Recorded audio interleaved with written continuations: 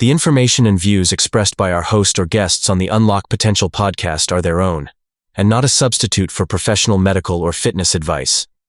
Always consult with qualified healthcare or fitness professionals before starting any new exercise program or making changes to your current routine. There is a benefit to stress. So that short-term physiology is our stress response.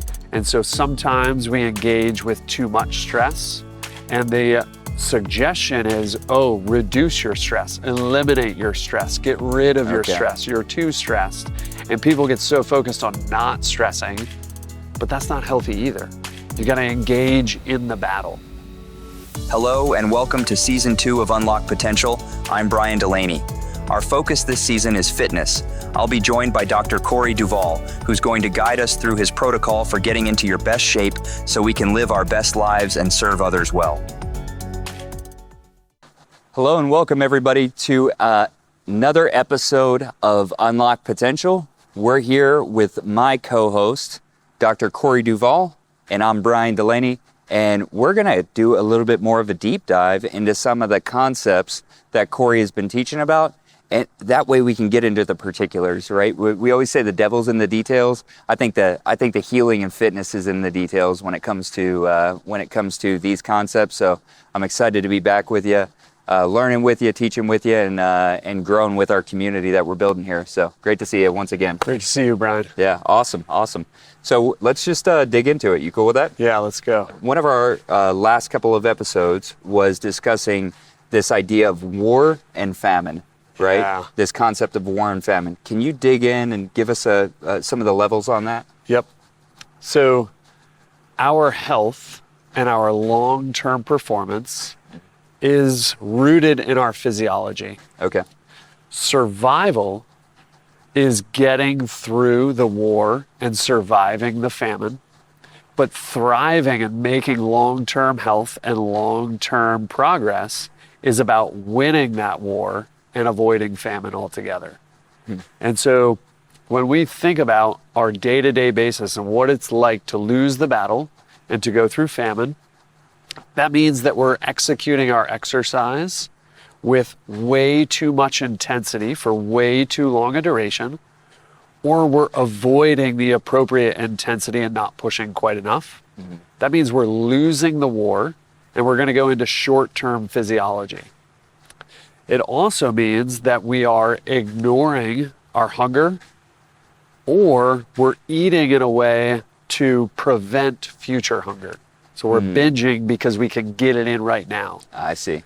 So imagine we're trying to rush to get some food in because we're being chased by the enemy and we're on the losing end of that. Well, that means that we're going to eat in an imbalanced way just to hope to fight the next battle. But thriving is not that at all. We've won that day's battle.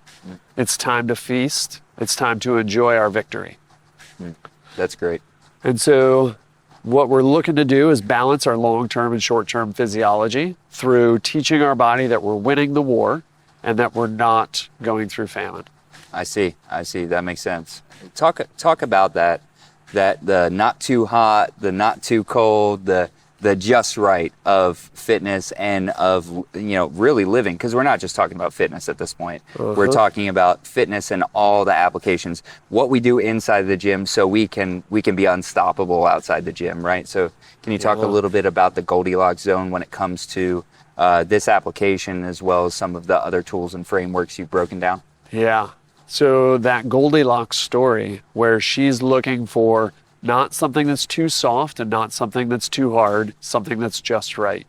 Not something that's too much or too little, but just right. Not too hot, not too cold. That's the Goldilocks zone.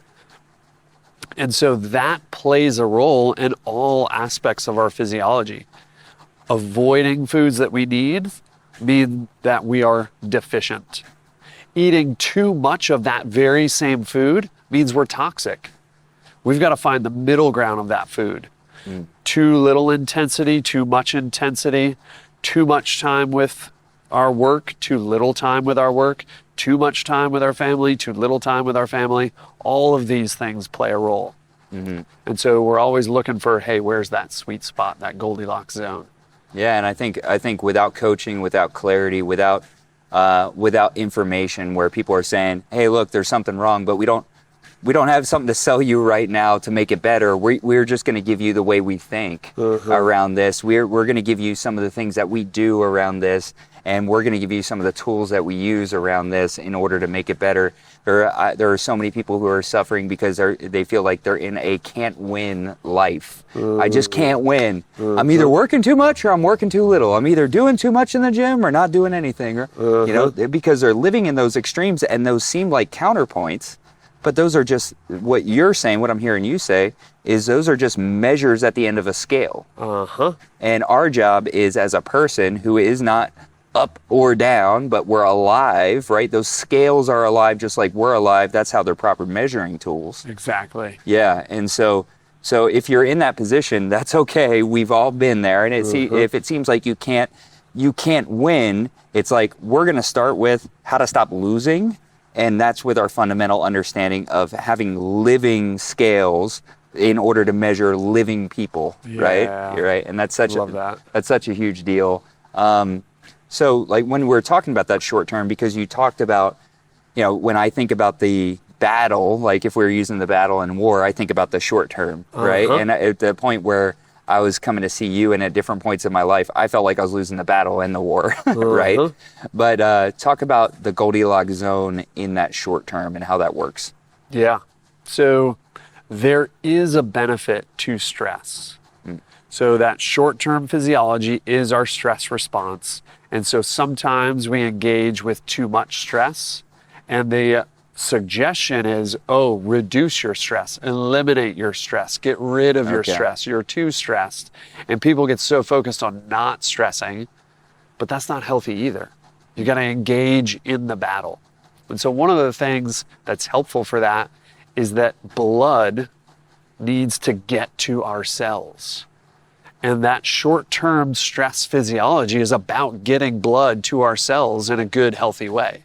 Okay. Now, if we get too much blood to our cells, our blood pressure has to go way up. I see. And so part of high blood pressure is that we are tense because we're in the battle, and our body's trying to get blood to our cells, but we're just doing that a little too much. I see. But on the other side of that is too little stress. Now, too little stress can result in brain fog. So you might have tension and high blood pressure in the morning and don't engage in exercise. Well, later on that afternoon, you're going to have brain fog. Really? Wow. And so that brain fog, that difficulty making those decisions, is the other end of that spectrum. Your blood pressure is getting too low, trying to respond to the fact that it was too high in the early hours. Another side effect of poor blood pressure is low sexual response. So when you're having trouble getting blood flow into the genitals or out of the genitals, you're going to have that low performance. And so engaging in some physical exertion in those morning hours is helpful for both top and bottom of the body. Yeah, it breeds that vitality. Exactly. Yeah. Very good, very good. And so let's talk about it over the long term. How, talk about the Goldilocks zone, the not too hard, not too soft, the not too warm, the not too, where's that just right in that long term? Yeah. Even before I go too far there, I think a couple more pieces of that short term will help pull all the ends of the potential symptoms together. So first we got to get blood to our tissues, which means blood pressure goes up in the short term. And then we find the right balance short term and long term. But energy needs to get into those tissues as well. Okay. And so we need to take the energy that we have stored and release it into our blood. Now, our liver can hang on to sugar and release it into the blood, thus raising our blood sugar. Our body fat and our stored energy under our skin and around our organs can get released into the blood in order to transport around and have that energy to use elsewhere. And that's why instead of calling it fat, you always refer to it as stored energy. Exactly. Is that right? Yeah, okay, exactly. Perfect. And so if we have too much of that occurring, we get high blood sugar. I see. If we get too much of that occurring, we have high triglycerides in our blood, which is fat molecules in our blood. So too much of that energy into the bloodstream, too much of that energy heading into our tissues can be a problem, but too low is also a problem. Low blood sugar is an issue. Low blood triglycerides is an issue. It's going to make us tired in the afternoons. I see. We might not be able to release the energy that we have stored, and we're going to enter that super fatigued state in the afternoon. So that morning exertion in winning the battle is going to mobilize the energy for the rest of the afternoon. I found that to be so true. It's so key, the difference between, and you had talked about symptoms and cycles, and the difference for me, because there were times where I used to go into the gym at 12 midnight because that's when I was done for the day. And I would be in there, and I remember this one time I was on a bench and I fell asleep on the bench because of the mass exertion I just put on after a mass exertion of a day. And it was just like, it was so out of whack when it came to that. But that exertion in the morning being that power plant that works within our systems rather than against them, that makes complete sense. If you're tired of feeling low on energy and settling for the scraps, it's time for your personal revolution. We are helping people go from the person that they have been to the person they were truly meant to be, and helping people get to the next level in their life, their business, and their relationships. Follow us. So blood and getting fluid out to our tissues, energy being mobilized in that short term, super beneficial. Avoiding danger is another one. Okay. So the stronger we are, the more capable we are at getting danger away from us. Now, short-term physiology is about increasing our awareness. Feeling things, seeing things, hearing things, smelling things, that gets ramped up through the morning. If we utilize that in our body, we feel things in our body so we can push our limits. We feel things in our body so we can adjust around areas that need to be adjusted around. Super beneficial. Yep. But if we don't exert that physically, that energy gets locked in the mind, which means we start being hyper aware of every little other thing. That's known as attention deficit. We have trouble focusing. Now we start hearing things, we start seeing things, we start thinking other things. And so the excess, the toxicity of our ability to avoid danger is attention deficit disorder. So you talked about attention deficit disorder, you've talked about low triglycerides, high triglycerides, you've talked about brain fog, we've talked about blood pressure. Yep. We've talked about blood sugar as well, both high and low. Yeah. Right? So right now we're compiling a pretty serious list of what other people might call illness that you're calling symptoms of being outside of that Goldilocks zone in these short-term windows. Exactly. Okay. Yep. Okay. Well, damn. Wow. That's pretty, because a lot of times it's like the ancillary not causation, but corollary, right? Yes. It's like, oh yeah, those two things sometimes travel together. You're saying, if you do this, then this is what you get. So if you have this, it's probably because you did this. Exactly. Okay. Now, that's where some of the struggle with mainstream modern medicine and healthcare comes from, is because we ignore a lot of these subtle shifts for a long, long period of time.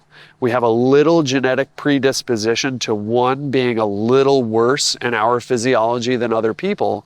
And finally, that's the thing that we go see somebody for. That person is so well trained on that one particular aspect of our physiology, they're trying to tweak it. They're saying, hey, your blood pressure is high. We're going to get you a medication to bring that blood pressure down. Yeah. Your diabetes and blood sugar is a little too high. We're going to give you a medication to bring that particular thing down. Your attention is struggling to focus. We're going to give you a medication that allows you to focus a little bit more. But they haven't zoomed back and looked at the big picture. Yeah. They haven't said, hey, where's the big lever here?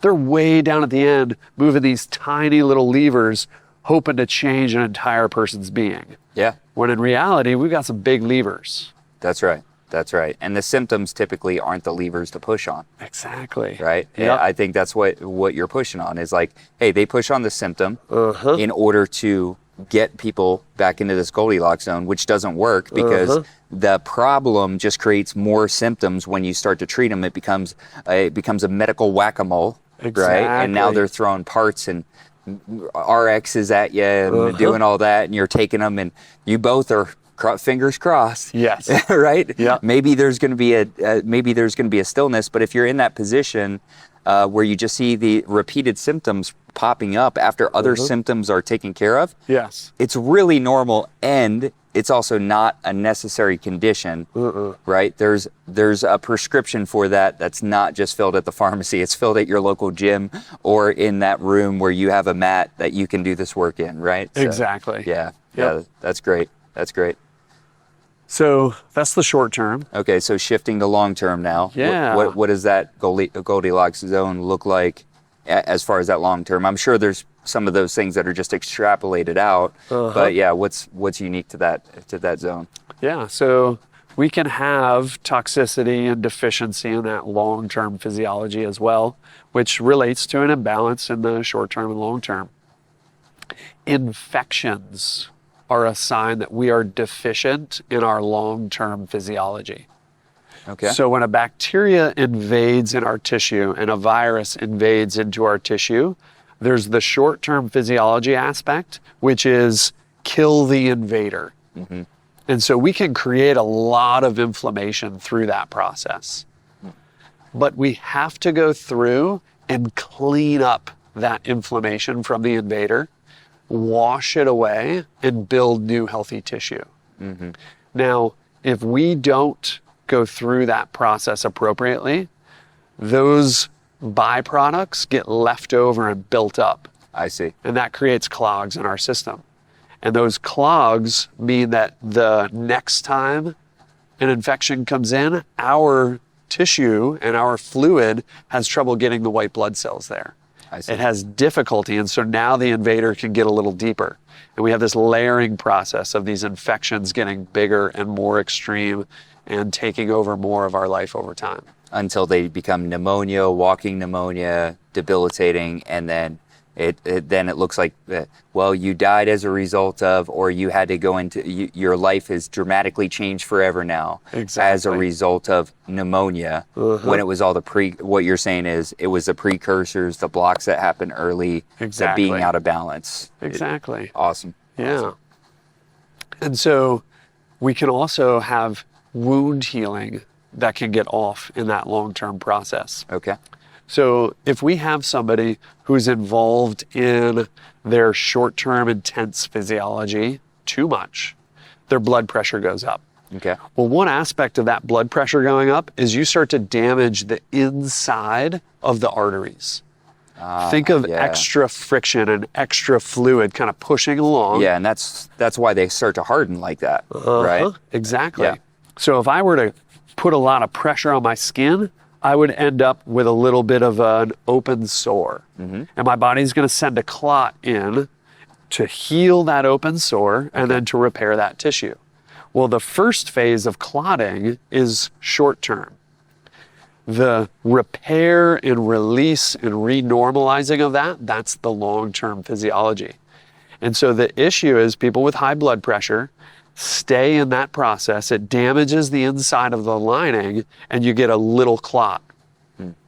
Well, that clot doesn't go away and you damage right next to it and you get a clot there. And that doesn't go away and you get damage right next to it. Now you get this building of a clot. Well, it's the long-term physiology that heals that clot and repairs it and allows it to release. So you get these bigger and bigger clots building in your arteries, which is what ends up leading to heart disease or stroke.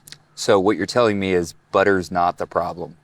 Not the problem. Not the problem. I see this whole time. I thought it was I thought it was animal fats and butter. Yeah. Unfortunately not. Well, fortunately for a guy like me who loves all that stuff. That's truth. That's awesome.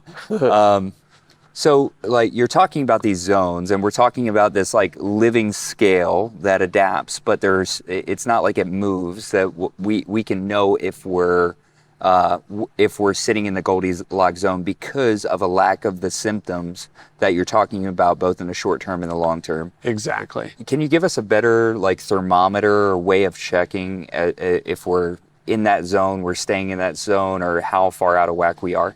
That's good. So in essence, what we've described as those outer limits of the zone are typically what we go see a medical practitioner for. But there are precursors along the way that we can know, hey, I'm not headed in a good direction. And we can be perfectly easily honest with ourselves, not need some of that outside medical influence and redirect our life just by adjusting our lifestyle based on that war and famine episode that we just did a little bit ago. And so one of those things is belly fat. When we are engaged in losing war and cycling through famine, our body is trying to get ready for the next one. So if I store extra energy on my ankles and wrists, I'm not going to be able to evade. I'm not going to be able to win a war. And so when that happens, if I'm extra weight on my ankles and feet, I'm losing in the future. So my body is more intelligent than that. It's going to store it around the trunk. So we start to prioritizing storing more energy around the trunk, which means extra belly fat occurs. I want to talk about this because this was something that got me. When you say extra belly fat, I'm used to seeing belly fat being an extended, but some of us don't have that. Some of it can look fairly normal, and you still might be able to see like an ab if it's flexed. Even though there's unhealthy body fat, there's that visceral fat tissue that's built right in. And I thought I was looking good and healthy, but if your abs are poked out beyond your pecs, that's also belly fat, right? Exactly. It's not just what's on top of the abdominal muscles or what's on top of that wall. It's what's surrounding the organs too. And that was something that I didn't understand. So belly fat, either way, whether it's visible or whether it's visceral, it's still problematic, and that means your body is doing what? So, in essence, what it means is your body is engaging regularly in prolonged short-term stress and not getting into the long-term stress. Okay. And I'm going to press even farther on that belly fat situation, because if you are looking at others who are also unhealthy and saying, well, I have an ab at least. I've got a verifiable ab, baby. What we need to look at is not what are our peers who are also unhealthy looking like, what is the human potential? That's where we need to head. Yeah. And the human potential is that you can see your abdominal wall. Yeah. You can see the ripples of the abdomen. That's when you've cleaned out most of the past unresolved stress. Yeah, and that's difficult. It's difficult. I just for people who are going through this process, I'm going through another plateau right now so that I can get to this next level. I'm not solving the problem, I'm dissolving it, right? And with the Stay Active method, the protocols, everything that we're doing. But there's I got down a bunch of it. I knocked off about 40 pounds of it, right? And then, but there's still another level because I only have a couple of verifiable abs, and they both happen to be the top ones, right? And so as we're getting to those new ones, I'm finding that a new and fundamental understanding has to come before that happens. And so if you find yourself that you've made some progress, but you're stalled out and you haven't gone back up, just be open to the new understanding, especially from this teaching or other resources that you trust. There's plenty of great resources with Andy Galpin and with Huberman and with Peter Attia and so many of those people that I know both of us in kind listen to. Yeah. But right now you're hitting that right on the head. Yeah. Absolutely. Yeah. It's not even comparing to this other person. It's like every single person has this genetic potential is what I heard you say. Most definitely. Yeah. Yep. That's awesome. Now, what you're experiencing is some of the cycles like we talked about a few episodes ago.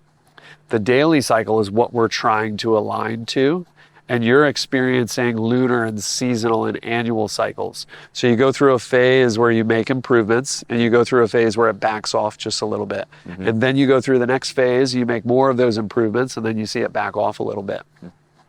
And so what I would encourage you to look at is, hey, where am I compared to this same time last year? Yeah.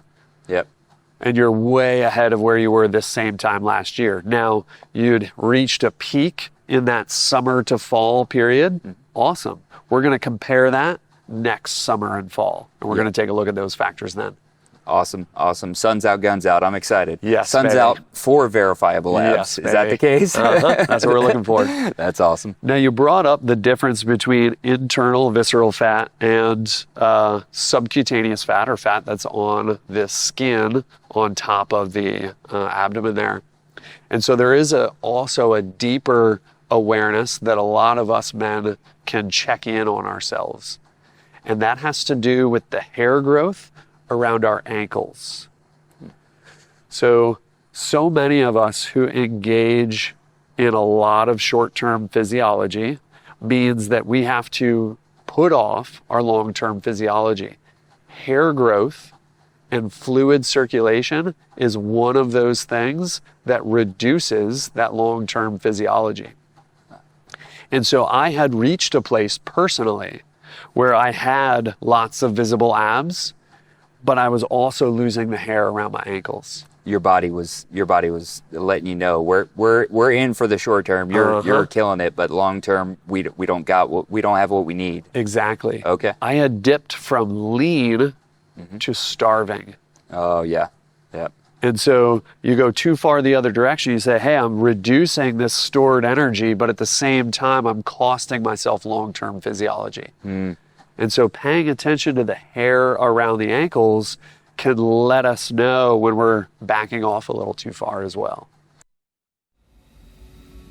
Check out the official Unlock Potential store, where inspiration meets style. Explore our exclusive collection of gear inspired by the transformational messages straight from our Unlock Potential podcast. From trendy apparel that embraces the power of positivity to accessories that fuel your motivation. We've got something for every go-getter. Spread the messages of empowerment, energy, and motivation that you get from the Unlock Potential podcast by grabbing your gear today.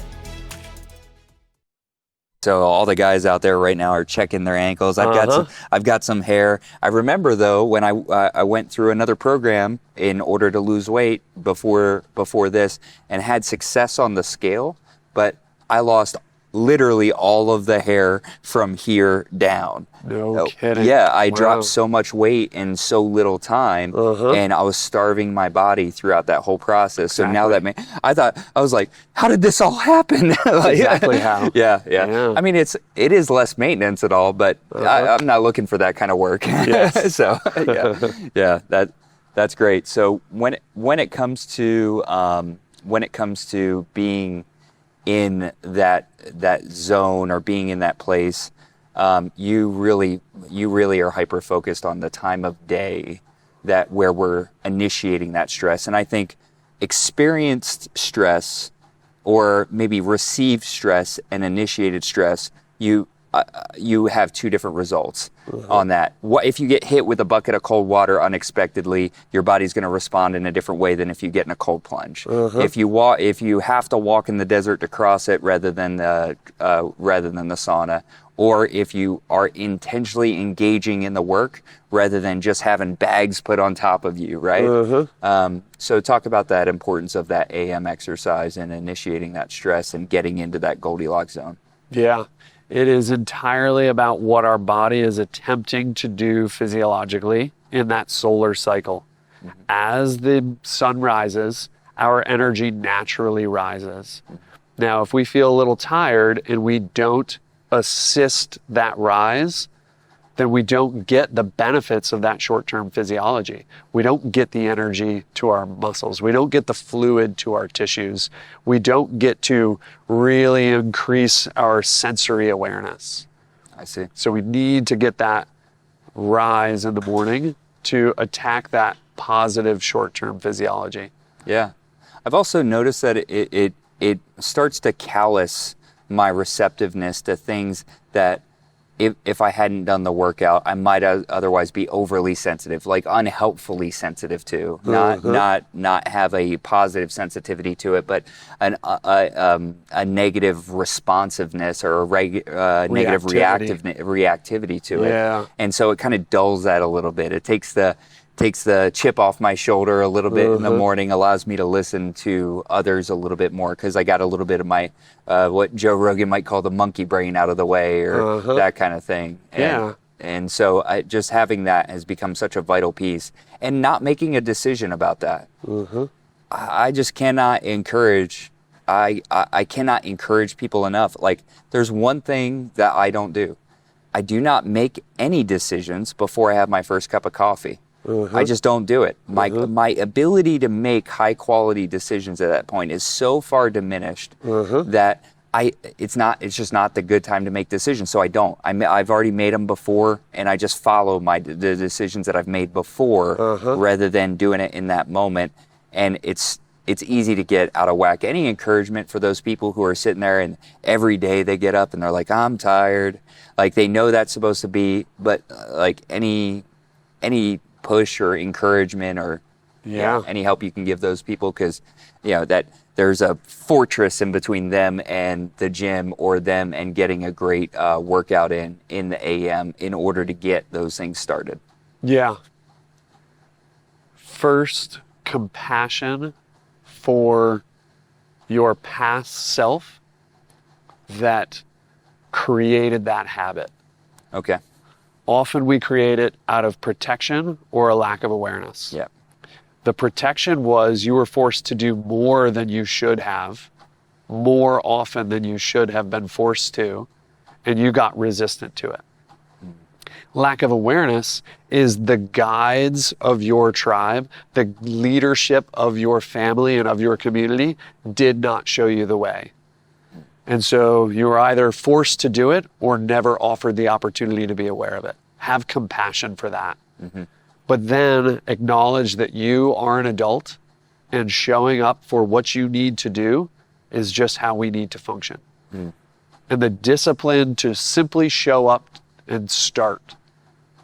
Show up, start, show up, start, over and over, changes that past habit.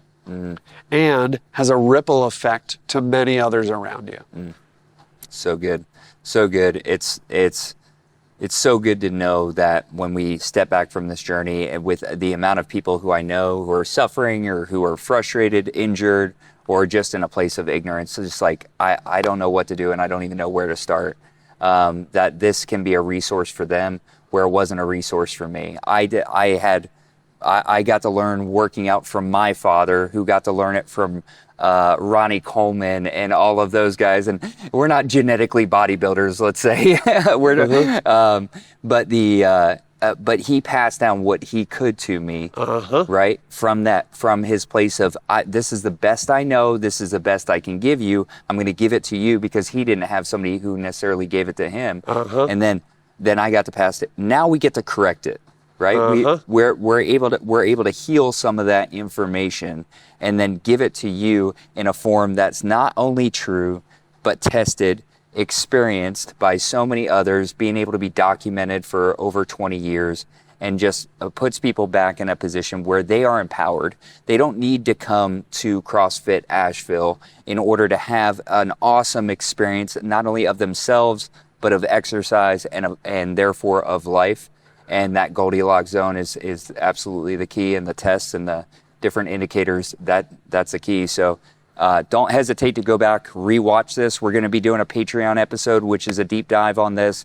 So if you're getting to the end of these episodes and you're like, where can I get more? I'm hungry for more. We have so much freaking more. We have so much more. It's moving from a library to a museum at this point on our Patreon episodes. And we want to be there for you. We're starting up our monthly group calls as we go. That's one of the value adds for our Patreon subscribers. But the biggest thing you're doing is you're supporting us on this journey to get the best instruction out there, the things that are the most true, and to build something that's going to not only equip, but empower you to get to the next level and join us on this journey of excellence and fitness. So thanks so much, Corey. Really appreciate you, and looking forward to the next one. Yes, definitely. Join us on Patreon for an exclusive discussion with Corey about the content in this episode. Here's a sneak peek. Can you talk about pushing those edges around that in order so that we're in that Goldilocks zone where it is that just right? Yeah. So the reason we do that limber test before choosing each exercise is because it's letting us know each of those tiny little movements, what we have access to and what we don't. I see. And so we're getting signals from the body up through the mind for all of the options. We do that test a few times to get as many signals as we can. Yep, limber tests, reaching up, down to our limit, and back up. 5 times. 5 to 10 times is a perfect amount. If we're certain how we feel after 5, cool. If we need some more, go for it. Cool. Make a decision by the time we get to 10. So if we have a lot of signals that are really great and ready to push, we're going to take on some strength work. And if we have that one part of our knee that's a little extra sensitive, it's going to send us to use all of those other parts that are still great and ready to push. Yep. And those are going to learn how to help out over time. But because we're using those new pathways, they're going to tire out.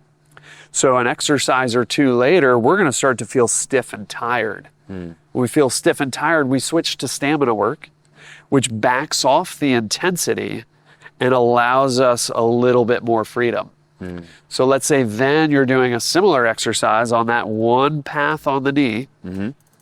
You get a little tired on that path, so you do a rep or two over, then that new way gets tired. And you're like, ooh, that is uncomfortable. You take a little break.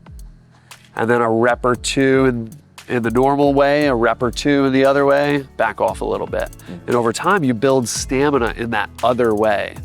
That stamina means 3 weeks later, when you're back to that same strength piece, you've got an extra few reps in that new pathway. And you start to feel that over time. Thank you for joining us for this episode of Unlock Potential. For exclusive content, make sure to subscribe to our Patreon. Follow us across all socials at @TheBrianDelaney and visit our website at thebriandelaney.com to shop our gear and see what's coming up next.